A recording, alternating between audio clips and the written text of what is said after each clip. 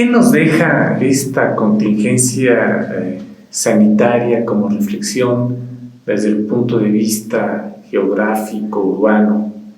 Pues creo que varias cosas.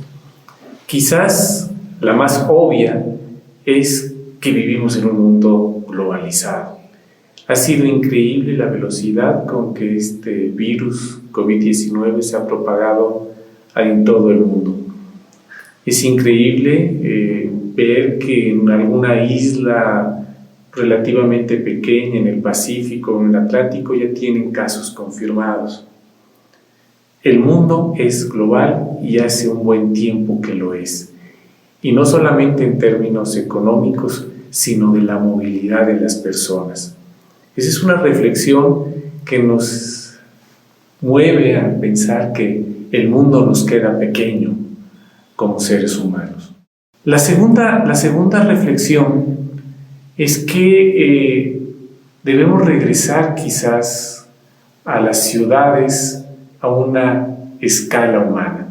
Nos piden distanciamiento social, pero justamente la noción misma de ciudad es la aglomeración de personas. ¿Cómo podemos tener este distanciamiento social en una ciudad, en una gran metrópoli?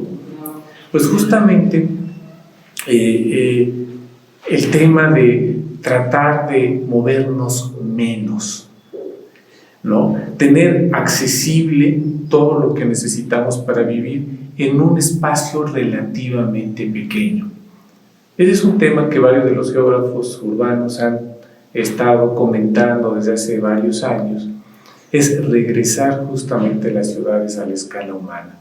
La multifuncionalidad urbana, que en un espacio relativamente pequeño, confinado, nuestras tareas cotidianas, el trabajo, la escuela, el consumo, la vivienda, puedan estar cerca unos de otros sin necesidad de tener el transporte público o recorrer grandes distancias en nuestro automóvil privado.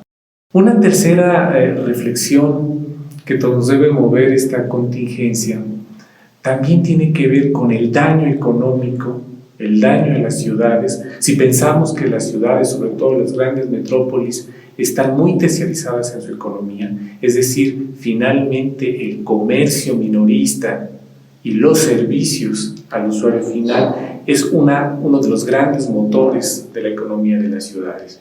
Entonces, cuando nos piden este distanciamiento social, también indirectamente pues nos están pidiendo que dejemos de consumir. Evidentemente, la alimentación pues es algo que no podemos evitar.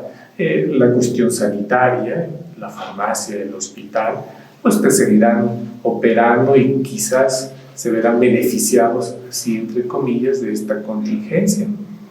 Pero el resto de las actividades terciarias no.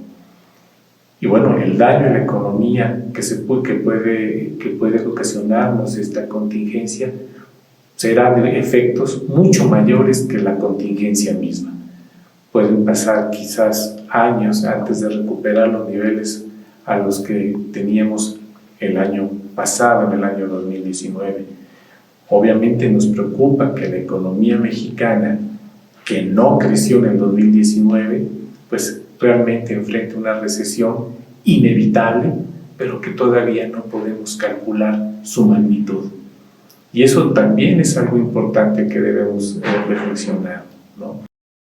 La actividad económica no se puede parar, pero quizás aquí, se habla de trillones de dólares en pérdidas económicas por esta contingencia, de millones de empleos perdidos a lo largo del mundo.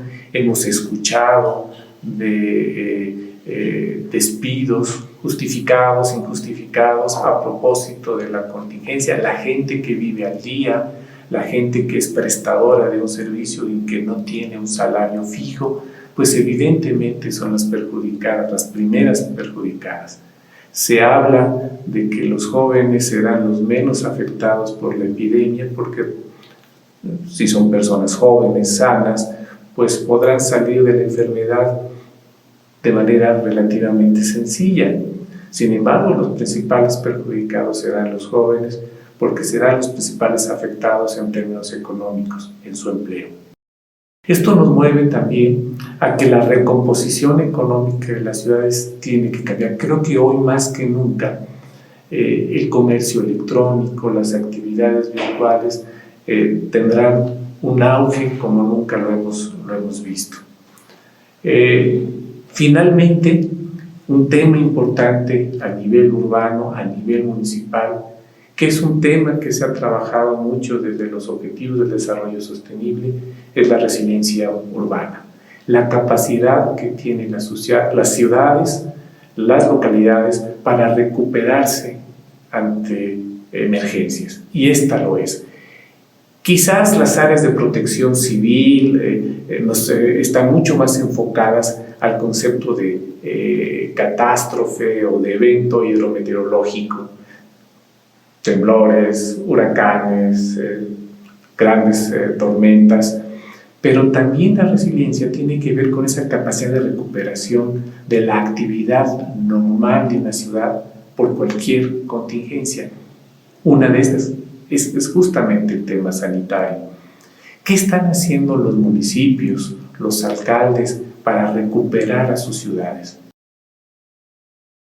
De lo que nosotros sabemos, de lo que sabíamos hasta hace algunas semanas, es que muy pocas ciudades están preparadas para enfrentar desde lo local una contingencia de esta naturaleza.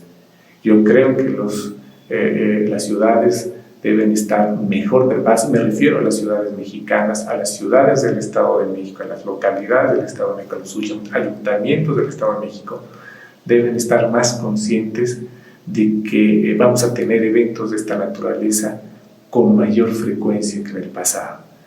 Tener la capacidad para regresar a la operación normal en el menor tiempo posible y con el menor gasto posible.